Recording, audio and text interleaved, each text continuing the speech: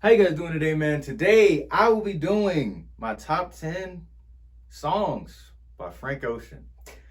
Now, the last time I did this, I did it for Brent Faiyaz, but I'm not going to lie to you. That idea just randomly popped in my head, man. I was riding with some friends or whatever, and I just so happened to put on the song Pounds, and I was like, you know what? Let me go ahead and make a top 10 video. So that video, it was kind of unorganized. I understand. If you go back, you would know it's kind of unorganized. I'm kind of rambling a little bit too much, more than I like to. But this time, I'm organized. I got it together. I got some notes written down. So this time I have an actual top 10, but I have honorable mentions. And I'm not going to play every single song because who wants to do that? I don't want to do that. Are you editing the video? No, you're not, but I am. So I don't feel like editing 14 different songs. I'd rather just do 10.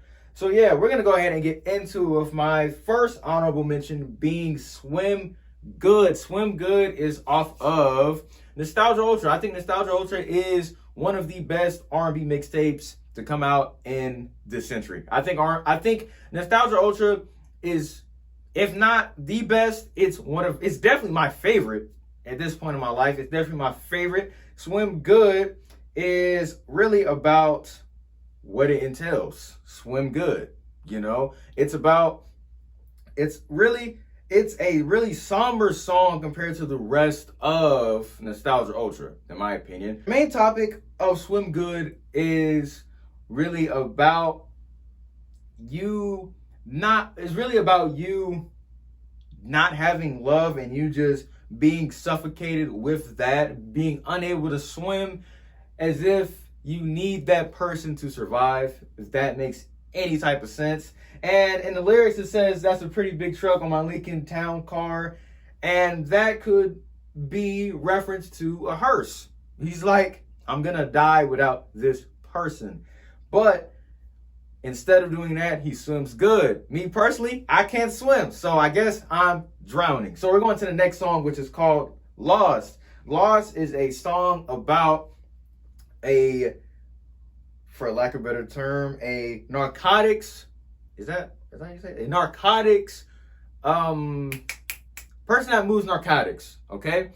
And basically, the guy wishes his significant other the best. He hopes that she can find a family of her own, cook for the family, just have a good life, So I really, really, really like Lost.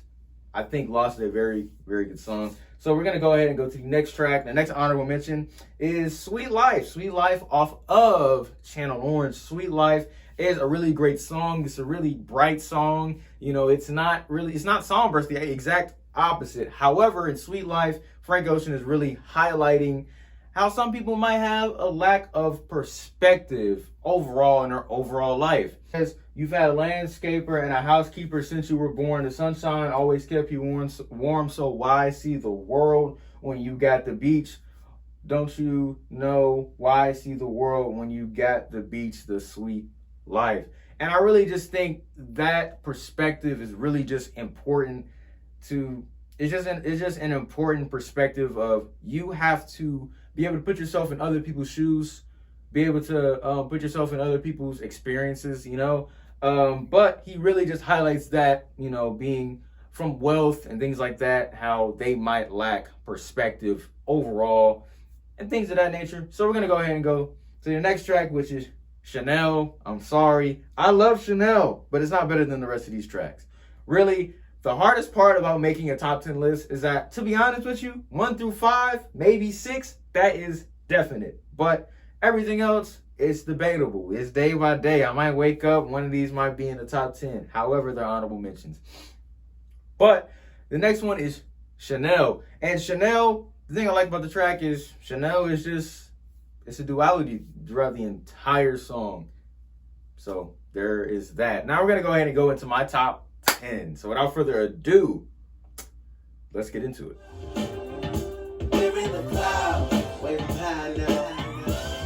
So So the song Monks, that may or may not be an underrated song for you. If it is, put it in the comment section below. If it's overrated, put it in the comment section down below. But Monks, I think Monks is a very good song. I think Monks really depicts fan worship, and he just did a really good job. I think Frank Ocean, just as far as his writing skills and everything being so layered within his writing, is just really good to me personally. I think he really depicted fan worship throughout this song, where it can be interpreted that way. I think it can just be interpreted that way, that is crazy, the way that he was able to make his concerts be comparable to a religious gathering, even though he's not necessarily saying it is. He's just using that comparison. He's using his fans as if they are monks marching for enlightenment, which is crazy, marching for his approval, which is really crazy. But I think he does a really good job with this track. So we're going to go ahead and go into the next track. So without further ado, let's get into it. You cut your hair, but you used to live a blinded life. Wish I was there, wish we'd grown up on the same advice. We gotta leave, take down some summertime. Give it up, just a night. So the song Self-Control, I think Self-Control, out of the entire project that is known as Blonde, it could be argued that it is the rawest song vocally from Frank Ocean. Aside from that little intro and the ending, the song itself, you could argue that it's the rawest song on Blonde. I think Self-Control is really just a song about solitude of itself. Really, it's Frank Ocean just reflecting on a past relationship or just a past friendship overall with somebody. And I think, I really, that is the thing that I enjoy most about Blonde. The fact that Blonde, the way that he pitches his voice to sound more youthful, so it's almost like you feel his emotions more. It's like it's a younger Frank Ocean, and then you have him where he's at now, present day now, how he feels about that person or that situation now, and I really enjoy that overall. So yeah, Self-Control is number 9. So we're gonna go ahead and go into the next track. So without further ado, let's get into it. Thinking About You, which is number 8. Thinking About You is Frank Ocean reflecting on a past relationship. Now, I don't know if it's him actually having a direct conversation with that person, or it's just how he's feeling internally. However, throughout the track, he seems extremely confident. Like he's confident. Like he's like, I don't need you. He's saying, no, I don't like you. I just thought you were cool. That's why, So it's really just him putting on the front. Like, he's still feeling that person, and he still thinks about them. And honestly, I really don't care if you think I'm a casual by putting Thinking About You. I think Thinking About You is a good song. I think it's a good song. It's really straightforward. And there's a reason why it is, I think, one of his bigger songs, radio-wise, that people can actually digest and actually know what he's referring to. There's not too many layers to peel back, and it is, it's a really, it's a traditional song. So it's just, it's a traditional song. Yeah, we're gonna go ahead and go into the next track. So without further ado, let's get into it. Safe in Marita, like an army truck back then. We didn't give a fuck back then. I ain't a kid no more. Your heart last week, you probably feel better by the weekend. Still remember as you're going crazy, screaming my name, feeling deep down is good. So the song Ivy, it could be argued that it is a Thinking About You Part 2. I think the subject matter in both of these songs are eerily similar. However, Ivy is more so about the beginning of an encounter. You seeing someone, I thought that I was dreaming when you said you love me. That's that song. However, Thinking About You is like I act like I'm over you, but I'm really not. Whereas Ivy's like, the beginning is like he's reflecting on that. And not to mention, his tone changes. His vocal tonality changes. He does some pitch stuff and post-production, changes it, makes it more youthful. He does that. And, you know, he's saying that I could see how you don't want me throughout the track. And then towards the end, it sounds like he's having like a nervous breakdown almost throughout the end of that song. So Ivy, you know, I really like that song, man. I really like that song. I really like that song. But the only thing with Ivy, I'm not gonna lie to you, like, is a really good song, but it's not practical. Like I play it, but I don't play it as much as some of these other tracks. However, as far as the structure and the core of the song, I think it's up there. So we're gonna go ahead and go into the next track, and this might make some of y'all click off the video. It might make some of y'all mad. But we got number 6. So without further ado, let's get into it. I don't trust in many ways. You can't break the law with them. It's so good she have a calm night. You just killing left and right. Working through your worst night.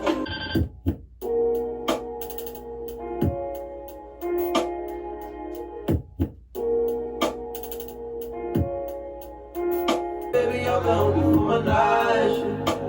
Right. When I first heard Blonde back in 2016, not gonna lie to you, I thought Blonde was trash. I'm gonna say it right now. I thought Blonde was a terrible album. Terrible. I thought it was terrible. However, Nights was one of the songs that stood out to me. It was Nights and Pink and White. It was those two tracks that really stuck to me and that I enjoyed first listen. If it weren't for those two tracks, I would not like Blonde right now. However, when I first heard these, Nights really stuck out to me. I thought Nights, it started off extremely calm, and then it builds and builds, and then it just slowly comes down. And I know you've heard this numerous times. I really don't care. I'm gonna say it again. How when you read Blonde, it's Blonde. However, on the cover, it is Blond. So he's further exemplifying the dualities between that and just dualities within itself. You know, like half of this song is, well, it's the midway point of the album. So the first half and back, that sounds like that. And the second half of the song sounds like that. So it's a duality of themes within the record. And it's just something that I just really enjoy. Like, I like Nights overall. It just really depicts rough nights within itself. Rough, like how he didn't have nowhere to really go during Hurricane Katrina in 2005. I think Frank went to a school out in Louisiana, and he had to evacuate, and he went to Houston, and things were rough. And he's just talking about this within this song, and it's just, I can just really just enjoy this song. I really can just enjoy this song. So we're gonna go ahead and go into the next song number 5. So without further ado, let's get into it. If somebody asks me if I sing songs to get at women, I say yeah. They say no fair, that's cheating. I say shit. Oh well, be well. You be singing to her like la da da da da, la da da da da, la da da da da. Basically, the subject matter of the song is Frank Ocean saying that he can use his vocals to get women. Now, I ain't gonna lie. If I could sing, it'd be game over. It'd be game over for a lot of you. It'd be game over. If I could sing and dance. If I could sing and dance for real. If I could sing and dance for real, I could hold a tune. But I'm saying if I could sing for real and dance, this channel wouldn't even exist at all. Because I can write. I can write. If y'all need a ghostwriter, I got you. But, yeah, like he's depicting that, you know? And it's just, there's really nothing to it. I just really just enjoy the youthfulness of the entire record, the entire mixtape, but this record in particular. And I just like this. I really hope in the near future he can go back to this sound. You know, I really just enjoy this. In some way, refine it, you know, make it better, but I just enjoy this song a lot. So we're gonna go ahead and go into the next track. So without further ado, let's get into it. I still got one bullet left in my nine. Finna do a love crime, love crime.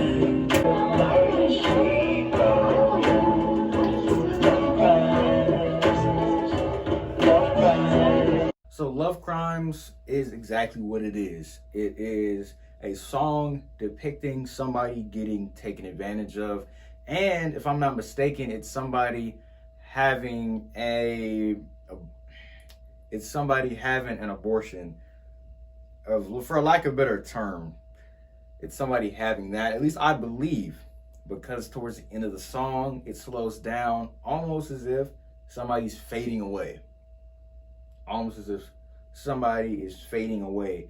And yeah, I think it's just a great song. So we're gonna go ahead and go into the next track. So without further ado, let's get into it. Flood crystals hang from your ears. Rather live outside.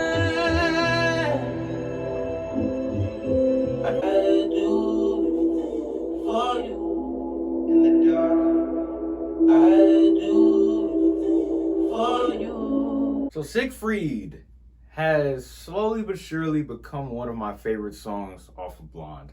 And the reason why is because the subject matter is really something that I feel like all of us can really connect to, man. Really connect to. I think Siegfried, with me listening to it, I think Siegfried is about somebody that's not reciprocating the same type of affection for you, you know? In Siegfried, he's depicting somebody, he's depicting a lover in which he had, and really describing their features, facial features, things like that. And he's saying, I'll do anything for you in the dark. And he's just really encapsulating that emotion. He's encapsulating that emotion. And it's really just, you know, it's a sad song, man. Like, it's a sad song, the entire thing. So we're going to go ahead and go into the next track. Pretty girls involved with me, making pretty love to me, pretty. The main thing I can equate Novacane to is just a feeling of being numb. Every time I hear this song, it's just a ethereal feeling to it. Like, it's just a really beautiful song. The instrumental behind it is very beautiful, and everything just in the song is just beautiful. It's just a great song, really depicting that and drug abuse. Basically, I think that's what it's about. I just know that Frank Ocean's saying that he met some girl at Coachella. She went to school, but in order to pay for her tuition, she was, you know, doing what she's doing, You know, I don't think I can say that on video, but that's what she was doing. And she was going to school, I think, to be a dentist. And they took Novacane. And, you know, the entire song feels as though I'm doing it, even though I would never do that. But the whole entire song feels extremely druggy, but it's just, I don't know, like, it's just a really good song to me personally. So we're gonna go ahead and go to number one. Number one, I think this is Frank Ocean's best song, period. I think this is the best song he has. I'm sorry, I think this is the best song he has, in my opinion. So we're gonna go ahead and go into it. Oh wait, before I go, guess in the comment section down below. Guess what you think it is down in the comment section below. But without further ado, let's get into it.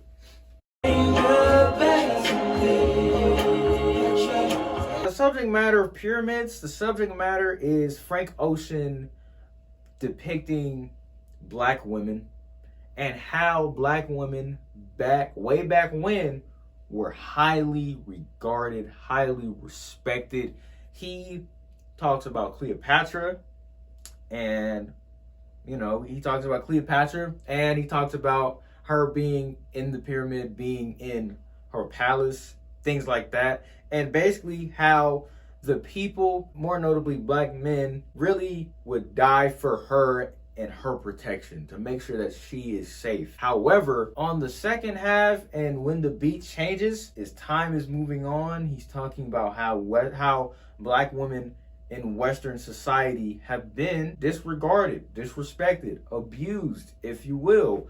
And he uses pyramids, but in a different context. The first time he uses pyramids as a palace, as in she's royalty. However, this time he's using pyramids as if it's a nightclub, and she is a sex worker, basically. And she's doing that to make ends meet. And the guy, I can't assume, is an African-American male who is abusing her and abusing that, and doesn't necessarily respect her in the same way that black men did at that time, period, at the beginning of the song. So I really just enjoyed that, and I just think this is a perfect song. I think this is his best song, but I think it's a perfect song. There's no flaws, period. There's no flaws within the song at all. I think it's a really great song. So I hope you enjoyed my top 10 Frank Ocean songs. I hope I ain't talked too much. I hope I didn't get too long-winded. My mouth's getting a little dry, I hope you enjoyed. Put your top 10 down below. I would love to see it. Your honorable mentions, your top 10s, all that. I would love to see it. So leave a like if you liked, subscribe if you liked, hit the bell for post notifications. I have some videos around my head that I would like for you to get into and check out. Say your tea about me if you do nothing else. So, Frank Ocean, Fagos. See you next time, man.